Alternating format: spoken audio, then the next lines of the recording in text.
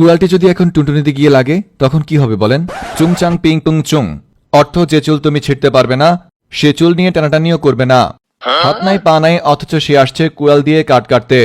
যদি এই কুড়ালটি এখন ভুলবশত লাকড়িতে না লাগে ভাইটির মাঝ বরাবর গিয়ে লাগে তখন কি হবে একবার ভেবে দেখেছেন? এজন্যই হয়তো কবি রিপনানন্দ দাশ বলেছেন, ভাবিয়া কাটিও চুল, না ভেবে কাটিতে গিয়ে কাটিও না তোমার দুন্দুল। আমরা জানি চেষ্টা করলে সবকিছু সম্ভব, তার মানে এই নয় যে হাত নাই পা নাই অথচ তোমার দ্বারা কুড়াল দিয়ে কাট কাটা সম্ভব। যেটা অসম্ভব সেটা অসম্ভবই।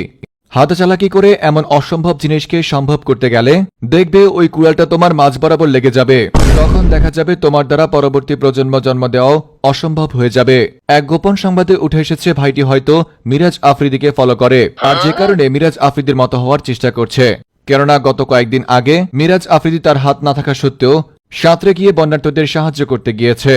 আর ঠিক সেই ভিডিও থেকে উৎসাহিত হয়ে এই ভাইটি তার হাত পা না থাকা সত্ত্বেও সে এসেছে কুড়াল দিয়ে লাকড়ি কাটতে। হাতা চালাক এই ভাইটিকে নিয়ে বিস্তারিত দেখুন রিপোর্টার ভাতের হোটেলের মালিক হারুন আঙ্কেলের রিপোর্টে। বোকাদের বুদ্ধি থাকে হাঁটুর নিচে, কিন্তু এই ভাইটির বুদ্ধি কোথায়? কেউ কি একটু বলতে পারবেন? দয়া করে একটু কমেন্টে বলে যায়েন। আপনারা আবার এটা ভেবে নিয়েন না আমি ওনার দৈহিক অবকাঠামো নিয়ে হাসি তামাশা করছি। আমি কথা বলছি তার অ্যাবিলিটি নিয়ে। আপনার ক্ষমতা কতটুকু সেটা আপনি ভালো করে জানেন। ক্ষমতার ঊর্ধ্বে গিয়ে কোনো কিছু করতে যাওয়া মানে সাহসিকতা নয়, বরং সেটা একেবারে বোকামি। এবার আসা যাক মূল পয়েন্টে। এই যে এই ভাইটি হাতা চালাকি করে তার হাত পা না থাকা সত্ত্বেও সে কুড়াল নিয়ে এসেছে কাট কাটতে। এখন যদি ভুলবশত সেই কুড়ালটি লাকড়ির মধ্যে না পড়ে সেই কুড়ালটি যদি ভুলবশত গিয়ে পড়ে তার সরাসরি মাঝ বরাবর, তখন এর দায় কে নিবে? আপনারা কাকে দোষারোপ করবেন? সে কথা একবারও কি ভেবে দেখেছেন? হ্যাঁ, সে কথা আপনারা না ভাবলেও গত 100 বছর আগে সে কথা ভেবে গেছেন কবি রিপনানন্দ দাশ। তিনি তার পাশের বাসার ভাবি নামক এক বইয়ে উল্লেখ করেছেন, ভাবিয়া কাটিও চুল, না ভেবে কাটিতে গিয়ে কেটে ফেলো না তোমার দুন্দুল। 100 বছর আগে লেখা কবি রিপনানন্দ দাশের সেই কথাটি যেন এই ভাইটিকে উদ্দেশ্য করেই বলে গেছেন। এছাড়াও ওয়াচিংচুং নামক একজন চায়না কবি তার চিচিংচিং নামক একটি প্রবন্ধের মধ্যে উল্লেখ করে গেছেন, চুংচাং পিং পুং চুং, অর্থাৎ যে চুল তুমি ছিঁড়তে পারবে না সে চুল নিয়ে টানাটানিও করবে না।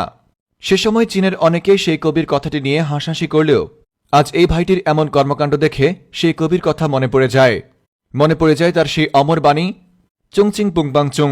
এদিকে এক গোপন সংবাদের মাধ্যমে উঠে এসেছে আরও একটি চাঞ্চল্যকর তথ্য।